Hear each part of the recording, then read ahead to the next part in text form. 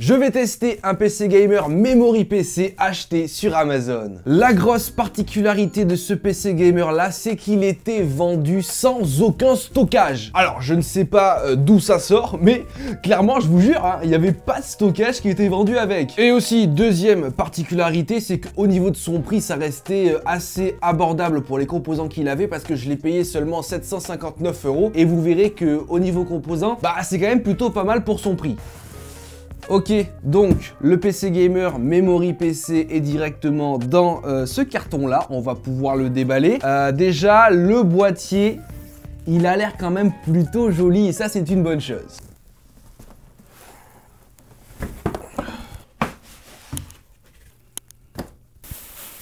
Il est quand même bien protégé à l'intérieur. Je vais enlever tout ça. Déjà, au niveau du boîtier, hop, on voit pas grand-chose, mais c'est un boîtier full métal et full verre. Donc ça, franchement, c'est très appréciable. Ok, donc voici le fameux PC Gamer Memory PC sans ses protections.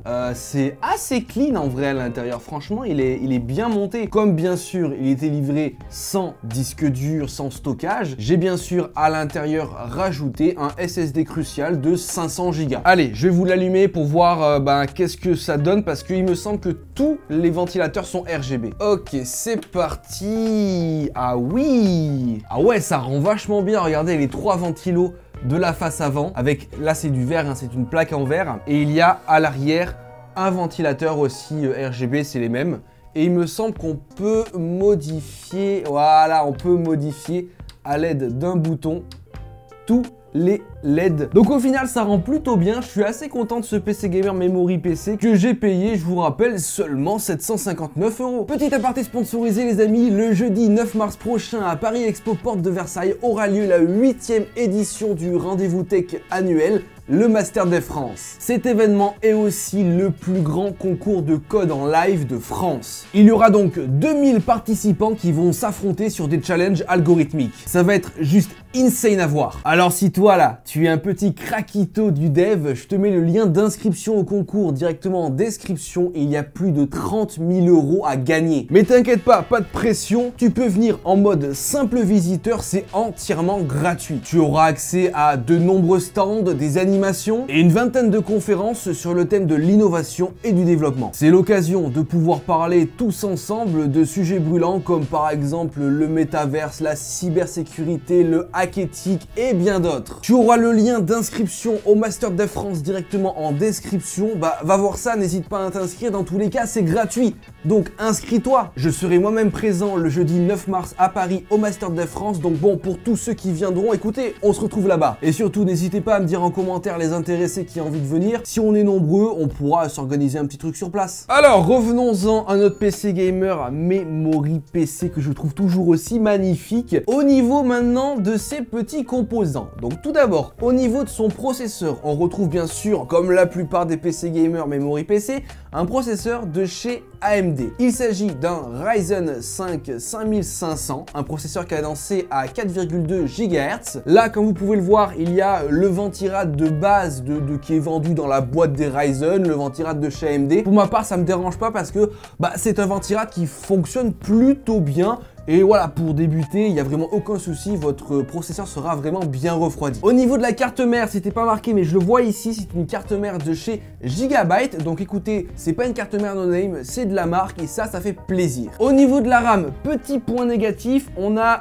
une seule barrette de RAM de 16 Go de RAM en DDR4. On n'a pas de dual channel. Néanmoins, il y a 2 emplacements RAM de disponibles. Donc éventuellement, pourquoi pas, si vous avez encore plus de budget, rajoutez plus tard une autre barrette de 16 Go de RAM pour au final avoir 32 Go. En général, c'est ce qu'on retrouve sur les PC gamers type Memory PC, Megaport et j'en passe. Pour minimiser les coûts des composants, ils prennent une seule barrette de RAM au lieu de prendre un dual channel.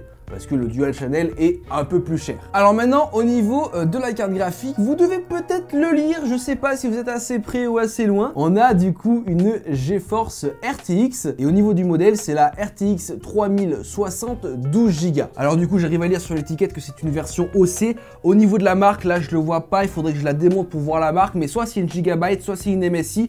Ça ressemble plus à une Gigabyte. En tout cas, voilà, on est sur une très très bonne carte graphique, RTX 3060. En plus, c'est la version version 12 Go, c'est pas la version 8 Go, donc elle sera nettement plus puissante. Donc ça c'est intéressant et je vous rappelle son prix quand même 759 € pour tout ça. L'alimentation elle est juste ici, c'est une 600 watts certifiée 80+ de la marque SQ Power. Je ne connais pas cette marque là, mais bon, pourquoi pas. En plus il me semble que c'est eux qui font le boîtier aussi. Mais franchement le boîtier je le trouve vraiment très joli, il y a vraiment beaucoup de place à l'intérieur, il y a des jolis ventilateurs, il a des plaques en verre à l'avant sur la fenêtre.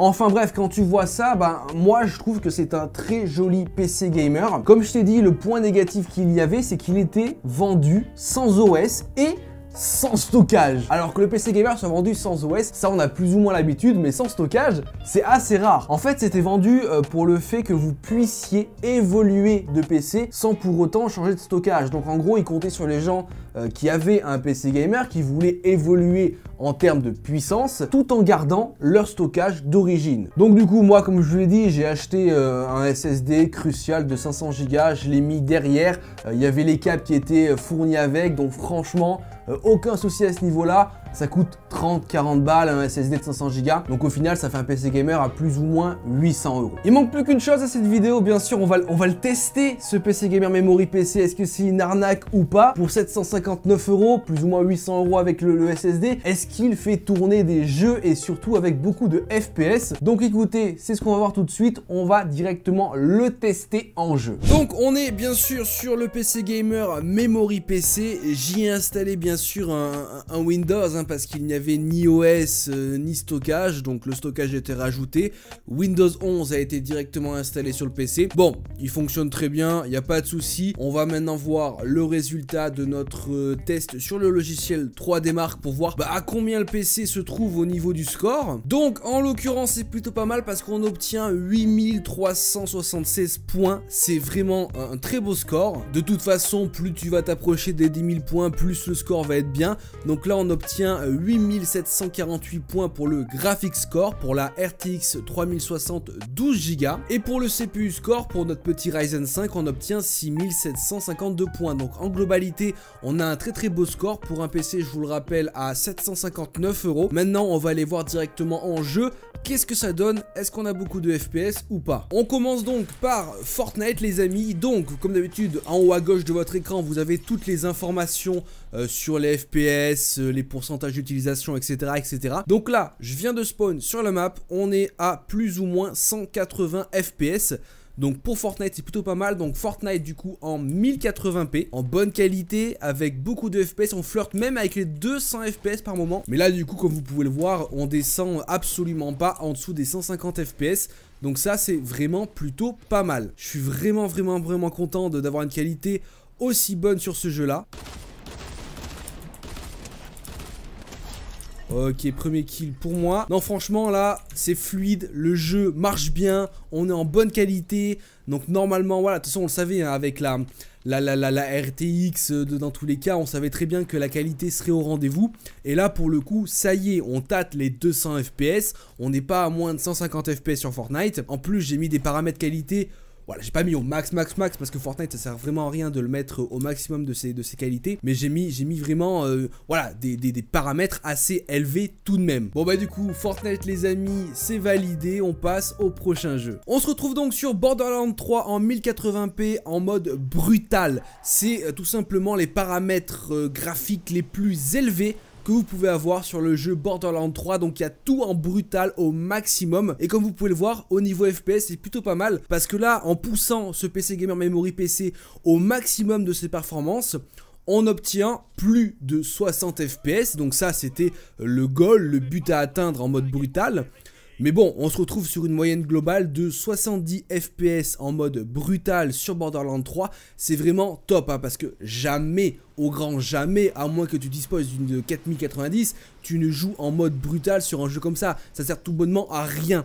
Mais là, pour le coup, ça nous permet de voir les limites de notre PC gamer. Et en l'occurrence, là même en mode brutal sur Borderlands 3, on est à plus de 60 FPS. Donc ça c'est vraiment top, le jeu est vraiment magnifique, ultra fluide avec beaucoup de FPS, franchement il n'y a rien à dire, il s'en sort plutôt bien et je suis assez surpris, même si bon on s'en doutait hein, avec la 3060, 12 Go etc, le Ryzen, il n'y a pas de souci, ça tourne, et là même avec des moments un peu plus, qui demandent plus de ressources, voilà on reste aux alentours de 60 FPS, on ne descend pas en dessous des 60 FPS et ça c'est juste vraiment trop bien. Donc pour le coup encore une fois là aussi Borderlands 3 en mode brutal, c'est validé de ouf, on va pouvoir passer au prochain jeu et au dernier jeu de cette vidéo. On se retrouve donc sur le dernier Call of Duty.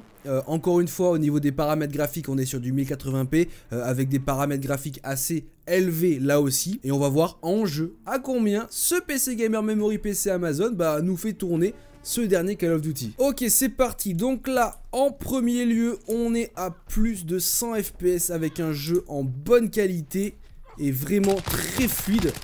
Donc ça c'est vraiment cool. Ouais on reste en dessus des 100 FPS, donc ça c'est vraiment pas mal. Même 120 FPS à des moments. Même en intérieur on garde une certaine mesure les FPS constants. Donc ça c'est cool. La RTX 3060 12 Go fait vraiment bien son taf en vrai. Voilà, Modern Warfare 2 c'est un jeu qui demande pas mal de ressources graphiques, on va pas se le cacher, que pas tous les PC aujourd'hui, on va dire pas cher, fait tourner. Donc là en l'occurrence ça fait vraiment plaisir d'avoir un jeu qui est vraiment cool, qui tourne avec pas mal de FPS, plus de 100, même 130 FPS, voilà, enfin plus de 100 FPS en grosse moyenne. Donc ça c'est vraiment cool. Le jeu est fluide, par contre voilà, la fluidité du jeu est vraiment top. De toute façon, quoi vous dire de plus, hein, vous le voyez au gameplay, le jeu tourne, c'est le plus important, avec beaucoup de FPS, en très bonne qualité. Donc ça c'est ce qui est cool en fait. Donc au final, j'avais quelques appréhensions pour tester ce PC Gamer Memory PC, voilà, parce qu'en termes de prix, c'est vrai que 759 € ça reste correct pour les composants qu'il a. Et au final, ça fait le taf, ça fait clairement le taf. Les jeux tournent en bonne qualité, avec beaucoup de FPS, et c'est le principal. Donc clairement, Modern Warfare 2 sur ce PC Gamer, il est full validé. Donc ça fait plaisir. Donc au final les amis, franchement ultra content de ce PC Gamer Memory PC que j'ai pu trouver sur Amazon pour 759 €. Malgré que de base il n'avait aucun OS, aucun système de stockage. Écoutez, pour 30-40 € ça tu peux le rajouter. Au final ça te fait un PC Gamer aux alentours des 800 €. Et pour ce prix là tu as à l'intérieur un Ryzen 5, tu as 16 Go de RAM, tu as une RTX 3060 12 Go, ce qui me paraît pas non plus excessivement cher pour avoir tous ces composants là. Et en plus de ça, tu as un PC Gamer, comme on a pu le voir, qui gère extrêmement bien tout ce qui est test en logiciel, qui gère aussi extrêmement bien tout ce qui est jeu, avec des jeux en bonne qualité, ultra fluide, avec beaucoup de FPS. Donc au final, très satisfait. Je vous mettrai bien sûr le lien de ce PC Gamer directement en description. N'hésitez pas à aller voir ça si vous êtes intéressé, si vous avez un budget dans les 800 €. Ça peut être un bon compromis. En plus on a un joli boîtier, ça on va pas se le cacher. À l'intérieur les composants c'est des composants de marque, donc pourquoi pas. N'oubliez pas bien sûr que le jeudi 9 mars prochain à Paris, il y a la 8ème édition du Master Dev France. Donc si vous êtes sur Paris, n'hésitez pas à passer, parce que moi je serai présent. Donc voilà, si on peut se rencontrer là-bas, ça peut faire ultra plaisir. Bien sûr, n'oubliez pas de mettre votre meilleur like à cette vidéo. Abonnez-vous à la chaîne si ce n'est pas déjà fait, parce que c'est entièrement gratuit. En tout cas, moi je vous dis à plus dans de prochaines vidéos. Allez, ciao tout le monde.